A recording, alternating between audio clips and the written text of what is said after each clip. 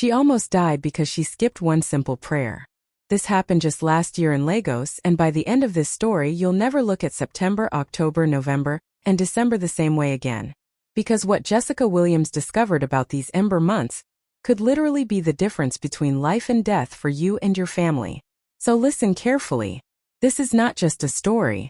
This is a warning that could save your life. Meet Jessica Williams, 34 years old, marketing executive at a tech company in Victoria Island. Mother of two beautiful children, Madison and Joshua. Married to Michael, a loving husband who worked as an engineer. Jessica was what you'd call a modern Christian. She believed in God, attended church on Sundays, but treated prayer like an optional extra. Her morning routine was precise. 5:15 a.m. wake up, quick shower, grab her laptop bag, kiss the kids goodbye and rush to catch the BRT to work. No prayer. No spiritual covering. Just pure efficiency. But September 2024 was about to teach Jessica something that would change everything she thought she knew about protection, prayer, and the spiritual realm. Because what she didn't know was that something had been watching her family. Waiting. Planning. And September was when it would finally strike. But before I tell you what happened to Jessica, let me ask you something. Have you ever noticed how the last 4 months of the year feel different? Heavier? Like there's something in the air? What if I told you that's not just your imagination? And what if I told you that our grandparents knew something about these months that we've forgotten? Keep listening because what I'm about to reveal will blow your mind. Started with the dreams. Every night for a week, Jessica had been having the same nightmare.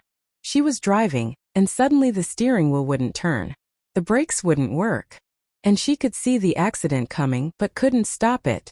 "Michael, I keep having this terrible dream," she whispered to her husband as they got ready for work on September 18th. Michael looked concerned. "Maybe it's stress from the new project at work. You've been pushing yourself too hard." But deep down, Jessica knew it wasn't just stress.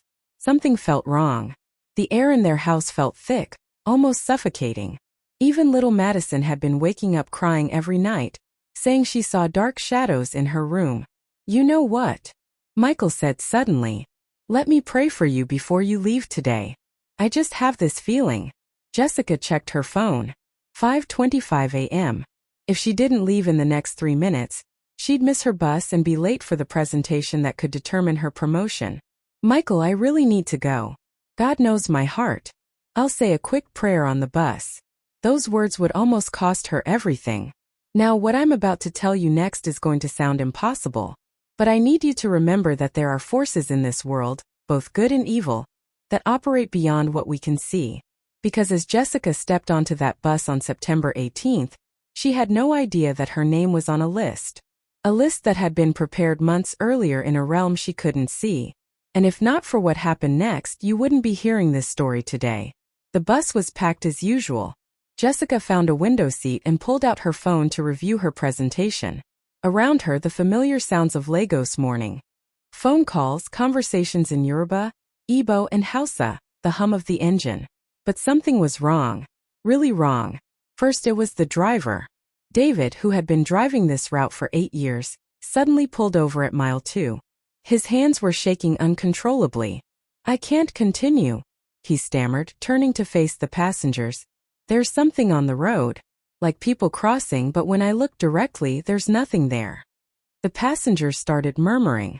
An elderly woman named Elizabeth, who always sat in the front seat, stood up slowly. "Driver, did you pray before starting work today?" David shook his head. "I was running late. I just started the engine and began driving." That's when Elizabeth said something that sent chills down everyone's spine. "My children, we are in Ember season. And this bus is under spiritual attack." Jessica rolled her eyes. "Ma'am, please. We're already late for work. Can't we just continue?" The instant those words left Jessica's mouth, every phone on the bus started ringing at the same time. Not with calls, with emergency alerts. But here's what made everyone's blood run cold. They were getting alerts about an accident that was exactly where they were headed. An accident that hadn't happened yet.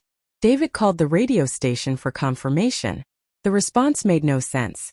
"Sir, traffic is flowing normally on 3rd Mainland Bridge. No accidents reported." As Elizabeth began to pray quietly, something extraordinary happened. One by one, the emergency alerts on everyone's phones disappeared, like they had never existed. But more shocking, through the bus window, passengers could see smoke rising from the exact location where the alert said the accident would happen. Smoke that shouldn't be there. And then, as Elizabeth finished praying, the smoke vanished completely. Elizabeth opened her eyes and looked directly at Jessica. "Jessica, you said we should continue without prayer. Do you want to know what would have happened if we had?" Her voice was steady but filled with authority. "That accident you saw in the alerts? That was meant for this bus. For us. For you. But prayer just changed destiny itself. Now I know what you're thinking. This sounds like something out of a movie, right?" But what Elizabeth told Jessica next about the Ember Months will explain everything you've been experiencing in your own life. Because if you've been having unusual problems between September and December, if your family always seems to struggle during these months, what you're about to hear will finally make sense. "Jessica," Elizabeth began, "let me tell you something your generation has forgotten. The Ember Months, September, October, November, December, these are not ordinary months. In the spiritual realm, these months are marked differently. They are months of intense spiritual activity. Both dark forces and divine forces are more active during this time." Jessica's voice was barely a whisper. "What do you mean?" Elizabeth's eyes became distant, as if seeing into another realm. "I lost my first daughter during Ember season, 23 years ago in November. Car accident on her way to work. Just like you, she was always in a hurry. Just like you, she thought prayer was wasting time. For 3 years after she died, every Ember season brought tragedy to our family. My husband lost his job every December. My son would get sick every October. My business would struggle every November. Then one day my pastor's wife told me something that changed everything. She said, 'Elizabeth, the enemy has a calendar too. And on his calendar, Ember Months are marked for maximum destruction. But God has given us weapons to fight back.' A young man named Anthony spoke up. 'Ma'am, my father always told us something similar. He said our ancestors knew that the end of the year was when evil spirits tested families the most.' Elizabeth nodded. 'Exactly. That's why traditional families would perform special rituals for protection during harvest season. They understood what we've forgotten.' Jessica looked shaken. 'But I'm a Christian. I go to church. Why would God allow bad things to happen to me?' 'Child,' Elizabeth replied gently, 'God has given us armor. But armor only protects you if you put it on. Prayer is your spiritual armor.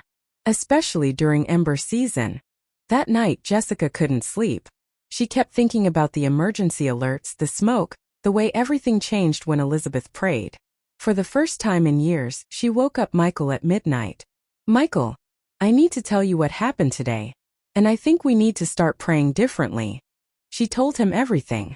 The dreams, the bus incident, Elizabeth's words. As she spoke, Michael's expression grew more serious. 'Jessica, I've been having strange feelings too. Like something has been watching our family. I didn't want to scare you, but our business has been struggling unusually since September started.' That's when they made a decision that would change their family's destiny forever. They decided to implement what Elizabeth had taught them. Prayer covering for Ember season. Every morning, they would pray together for 20 minutes before anyone left the house. They would cover their transportation, their workplace, their children's schools, their health, their finances, everything. The results were immediate and shocking. Within 2 weeks, Michael's engineering firm landed the biggest contract in their history. The client? A company that had rejected their proposal 3 times before. By October, Jessica got the promotion she'd been waiting for. But here's the strangest part. Her boss told her, "Jessica, there's something different about you lately. You seem more protected. More confident." Little Madison, who had been struggling with math, suddenly became the top student in her class. Joshua, who used to get sick every month, didn't catch a single cold during the entire Ember season. But the most powerful testimony came in December. Remember David, the bus driver? He found Jessica on social media and sent her a message that made her cry. "Sister Jessica, after what happened that day, I started praying before every trip. Last week I had a vision while driving. I saw exactly where an accident was about to happen. The most incredible transformation was in their neighborhood. Word spread about the Williams family's testimonies. Soon, other families wanted to know their secret. Jessica started holding prayer meetings every evening during Ember Months. The Johnsons, who had been on the verge of divorce, reconciled in November. Mr. Robert, who had been unemployed for 8 months, got 3 job offers in December.